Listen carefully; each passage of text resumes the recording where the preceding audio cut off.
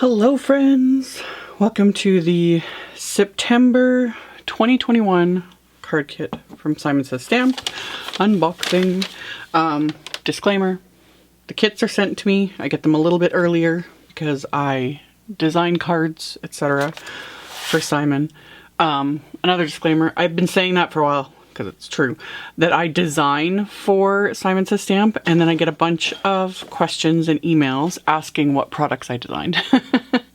When I say I design for them, I design cards, you know, do my videos, all that. I have designed one stamp set for them. This was years ago. It was one of the freebies that you would get on your birthday month when you ordered. It's still available, so I'll link to it. It's just a little sentiment set, but I designed it. Yeah. So that's clears that up. So anywho, let's dive into the kit. I've been waiting for this to show up because it just looks fabulous. So we got our little Charms mini sucker. So this is the Sunshine Flowers card kit. And because Stamp-tember is right around the corner, you guys just buckle in. I'm gonna have so much content coming with Stamp-tember. I do daily videos, multiple videos a day, all the exclusive release, the big huge Stamp-tember Simon release, the kits, all the things. Like, there's so much coming, so much. So anyway, before we get to that, because Stamp-tember is coming, they kind of, I guess, wanted to celebrate a little bit early. So this kit has 2 stamp sets, huge stamp sets. So love it. They're both fabulous. So this is the Sunshine Flowers stamp set. That's what the kit's named after. You've got these gorgeous, I love this like jar, and then you kind of have the label image, and then these will fit on the label. Love it. I love the florals. I love the sentiments. It's just beautiful.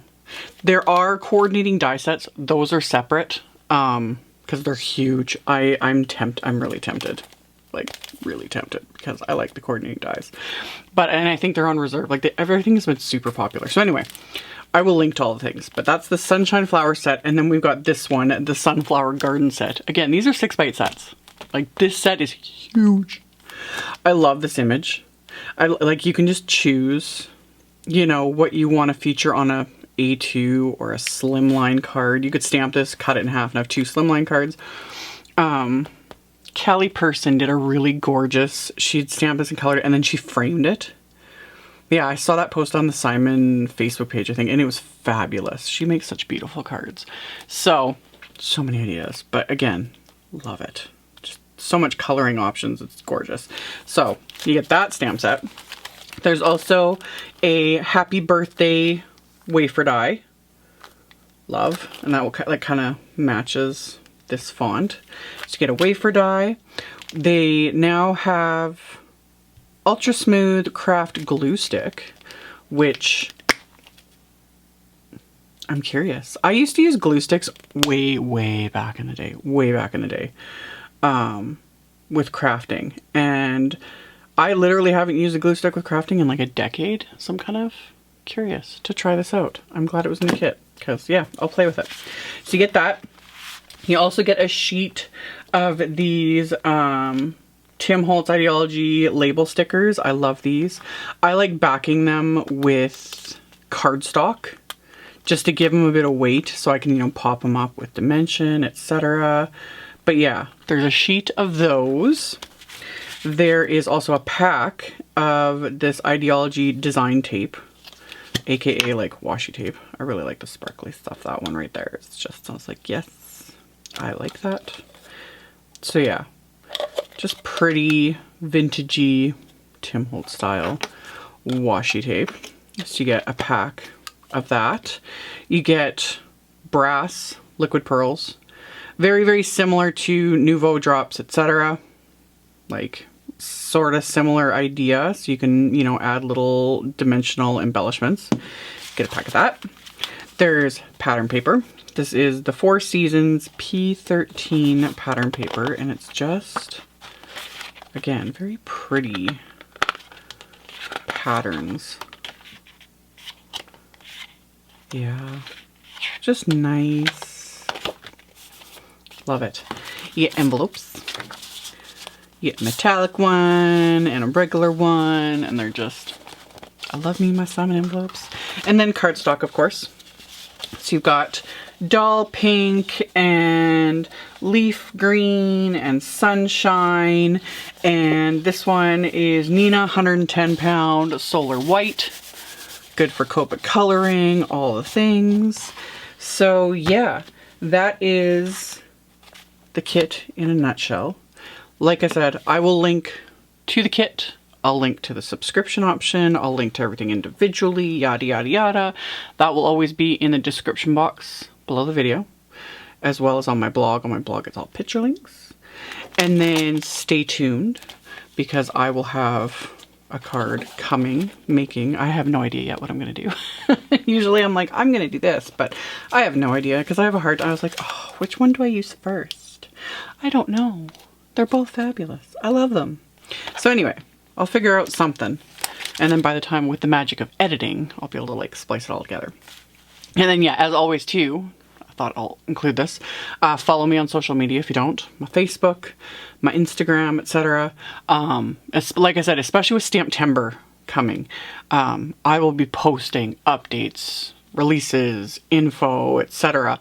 So follow me on there if you don't already, and just stay tuned. And let's just see what I make.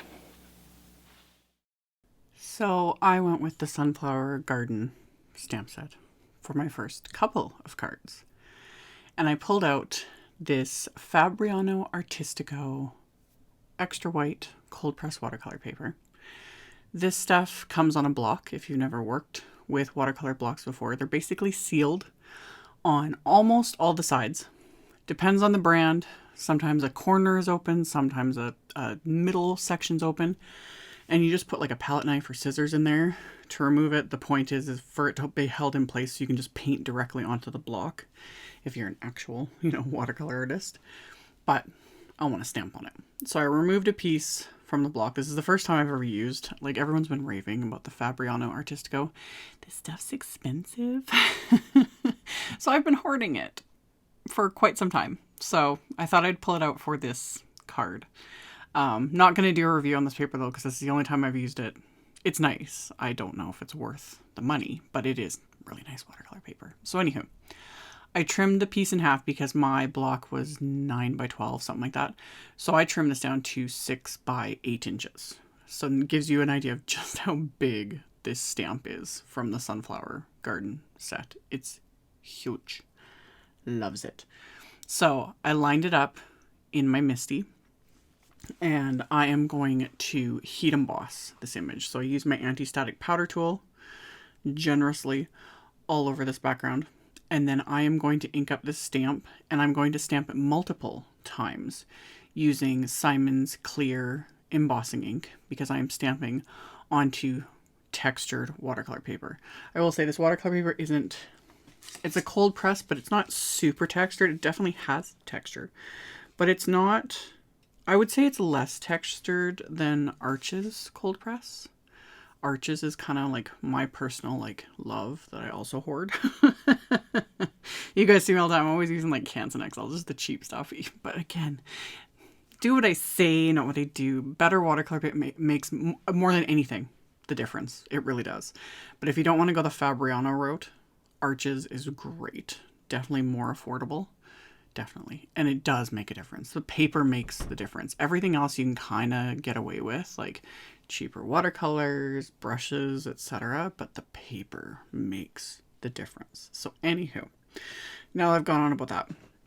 I'd stamped the image multiple times with that clear embossing ink just to make sure to get the detail, because again, this stamp is huge. And then I coated it with Simon's Detail White embossing powder. And then I am melting it with my heat tool. When it comes to heat embossing on watercolor paper or any really, really thick, sturdy cardstock, you let your heat tool heat up for a few seconds. It doesn't have to heat up for that long, especially not if you're using one like mine, like the Wagner one, etc. But you let it heat up for a few seconds and then just melt it, tilt it back and forth in the light. Make sure everything's melted.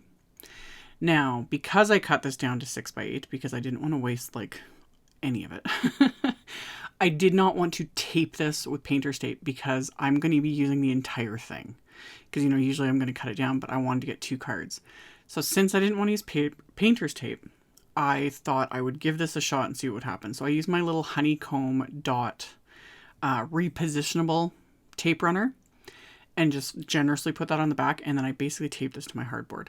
I thought about using Simon's dot runner, but Simon's, it's repositionable in the beginning and then it goes like permanent when it dries.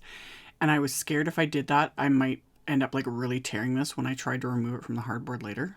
So I was like, I'd rather be safe than sorry. I'll experiment at another time to see how that works. So I've got it held down. And then I'm doing an underpainting first, a very simple one. I just added clean water first with a larger brush all around kind of the edges, open areas, etc. I go right over the leaves because it doesn't matter. And I'm using my Magello Mission Gold palette only because I haven't used it in a while. And I was like, ooh, if I'm going to use fancy watercolor paper, I'm going to use one of my fancier watercolor palettes. So the underpainting, just random greens and a little bit of yellow from my palette. Just lightly. I went over the lines here and there. No biggie. Not worried about it because I will paint over that. I just wanted that nice little bit of color in the background. And I have super sped this up. This is 800% faster than I actually watercolor. Because yeah, this ended up taking, if I left it in full time, it took about 45 minutes, I think, to do the entire thing. And that's with me keeping it fairly simple.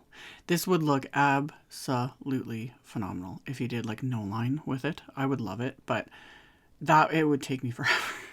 I don't have the time for that. I love watching other people do it, but nope. So that was also why I heat embossed the image, because I've mentioned that before. I like heat embossing images I'm going to watercolor because it gives me those little bits of raised edges so that I don't have to worry so much. It kind of keeps things a little more contained. Plus I do like just the look, especially like white heat embossing powder, etc. How that starts to show up more as the image, you know, gets filled in with color. So I used the 2-brush method, which again, I picked that up from Debbie Hughes, like Lime Doodle Design. I rave about her all the time on my channel. Her videos are amazing. Her watercoloring is just, chef's kiss. Just fabulous. I pick up, like, again, I don't do what she does. Like, she can do no line in just fabulous ways. But I pick up, like, tons of tips. Like, some of the splattering I do, pick that up from her. The 2-brush thing, basically you use one brush to pick up the watercolor, and then you use a clean brush to pull the color out. Pick that up from her. Like, just so many random things, you know?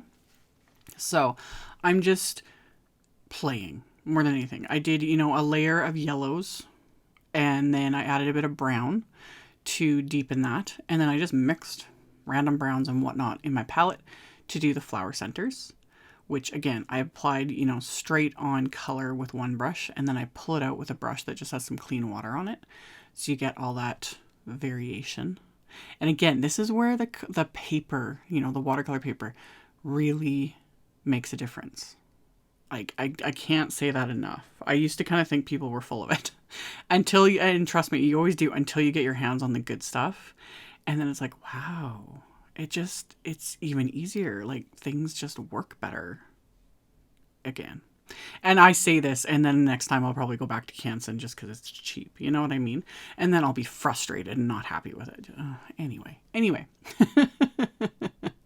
After I did my sunflowers, I did all of the sunflower stems and leaves. Again, just like random mix of greens on my palette. I kind of went with like a deeper green. And the thing I love about this image is there's other types of leaves in there. So I added some kind of turquoisey, piney greens to my mix to give it a different shade. So you get that fabulous different looks with all these leaves. And same thing. I just went in with one brush with color, the other brush with clean water, painted it all. And then after those leaves, I just kind of added some red to my little brown mixture and then painted these little leaves or berries or whatever they're supposed to be. Doesn't really matter. Added those and then the image is done technically. But of course I'm going to add a ton of splatter because splatter is life and I like it. I know some people just freak out. They're like, it was great before you added the splatter. To each their own. If you don't like splatter, don't do it. And I know it's also like intimidating. I was like, oh my gosh, like you're going to ruin it. Now it's like, it's not done till the splatter is added, and lots of it. That's just how it is. So I added splatter from the palette, just some of the yellow, some of the brown, some of the reddy color. And then I'm going to, throw some perfect pearls into it because, again, shimmer. Splattery, shimmery fabulousness. I just live. So I splattered just the ever-living crap out of it. Let it completely dry. Like dry. It is dry. And I very carefully removed it from my hardboard. This worked with the tape. I did, like off camera, I had like my misty and like random things like piled on top of it after it was dry, just to flatten it out a bit more, because the honeycomb tape did not keep it completely flat. But yeah, I did actually, for once in my life, take a little bit of time to just pile some things up on it, and it flattened out. So I cut that piece in half, so it's 3 inches by 8 inches. And then I cut some Nina Desert Storm cardstock to 7 inches by 8.5 inches, because those will be my card bases. And then I took the green leaf cardstock that came in the kit, and I trimmed a couple pieces down to slightly larger than my floral pieces. So 3.25 by 8.25, because I thought that would be just a nice mat for those images. And it just kind of finishes everything off, can't go wrong with the greens. So I'm going to adhere those together. I use my craft tacky glue because I have it. I could have used that glue stick that came in the kit. I completely forgot about it by this point. Like, I was just, again, it's habit. My craft tacky's right in front of me. I use it, every single day. So I should have tried the glue stick. It probably would have worked just fabulously. But anywho, I adhered that together and then, stuck it under my Misty just to hold everything flat when you're working with like larger panels, things like that. My biggest thing is always just make sure your work is dry and that you don't have random smears of things, because that's always usually my downfall. That's also why I splatter everything, because if you do end up with an accidental smear or something wasn't dry or whatever, splatter covers it up, or a few crystals at the end, whatever works. So I've got my front panels basically done. My card bases, I'm scoring at 3.5 inches. So these will be 3.5 inch by 8.5 inch slimline cards with my favorite Nina Desert Storm cardstock. It's the perfect craft cardstock. I love it. Love it. So I had that, and I'm going to fold my cards inside out. I still have that stamp in my Misty, and I'm just going to kind of zhuzh around where I'm putting the card base, because I want to stamp the images onto the inside of the cards. And I'm using Simon's Cobblestone ink. This one I've talked about many times. This is one of my faves for Nina Desert Storm. Simon's Cobblestone or Simon's Khaki ink. Cobblestone has the more like gray-brown kind of a look to it. And Khaki is almost like closer to tone on tone with Desert Storm, if that makes sense. But either one, I just kind of reach for either one. They both look fabulous. And I just love how they look. It's almost like you could literally just stamp this image onto like Nina Desert Storm with Cobblestone ink and add a sentiment. It would look fabulous. It's an idea for maybe a future video if I have time. Anyway, stamp the inside. I also added a sentiment from the set that I stamped with Nocturne ink. And you'll see that at the end. And then I took a couple of those Idea-ology labels from the kit and I stuck them onto just this random scrap of black cardstock, because I like the extra dimension it gives, because these are very thin. So sticking it to cardstock, and also it's nice if I want to like pop it up with foam tape. I ended up not. I was going to pop these up, but I ended up adhering them like directly to these card fronts. And then this was an afterthought.